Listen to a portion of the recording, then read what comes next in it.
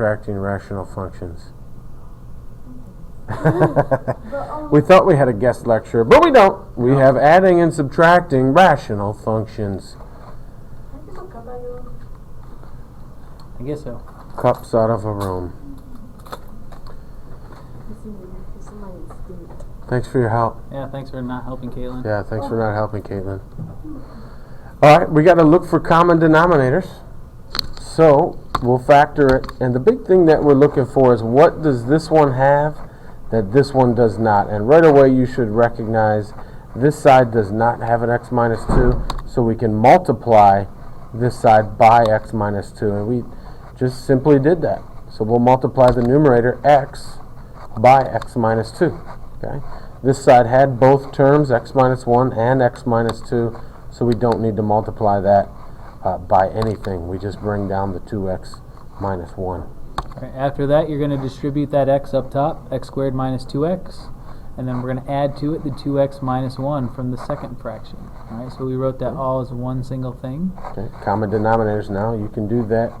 Like terms in the middle are going to cancel out. Leaves you with this difference of squares. Now we're done. Oh, not done. Dang, man. Curse you, McVeigh. Curse you, McVeigh. All right, so we got to take that top, factor it out. Okay. Just like we did on Monday and Tuesday. Cross out those things, and we're left with x plus 1 over x minus 2. There you go. You might have to watch that one a couple times to really see the concepts.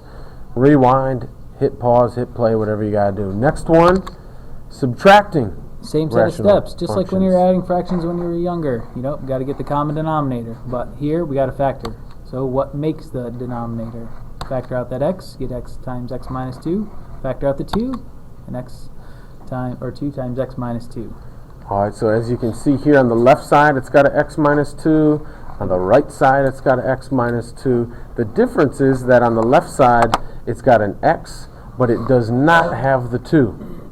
On the right side, it's got the 2, but it doesn't have the x. So on the left side, we'll go ahead and multiply by 2.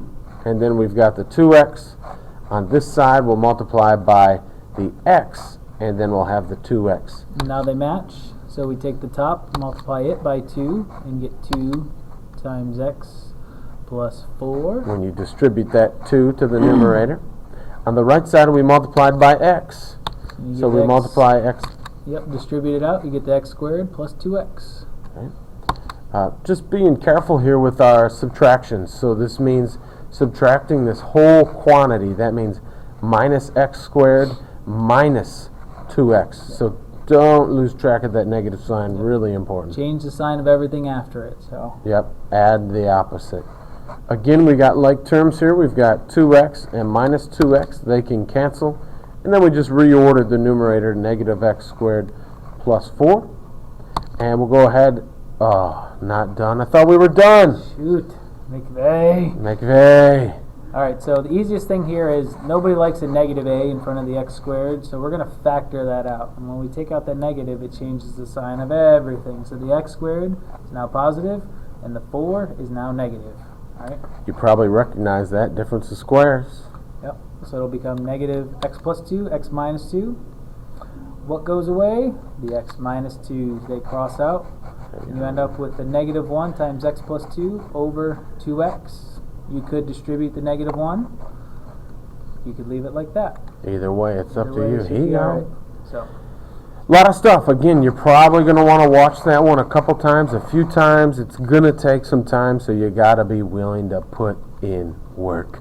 All right, let's go to the next one real quick here. Okay. This one's crazy, the complex fractions. All right? Okay, well, never mind. Never mind. Thanks. See you tomorrow. Practice in the book. See you tomorrow. That one's fun. We'll take a look at it, though. You'll enjoy it. Sleep tight.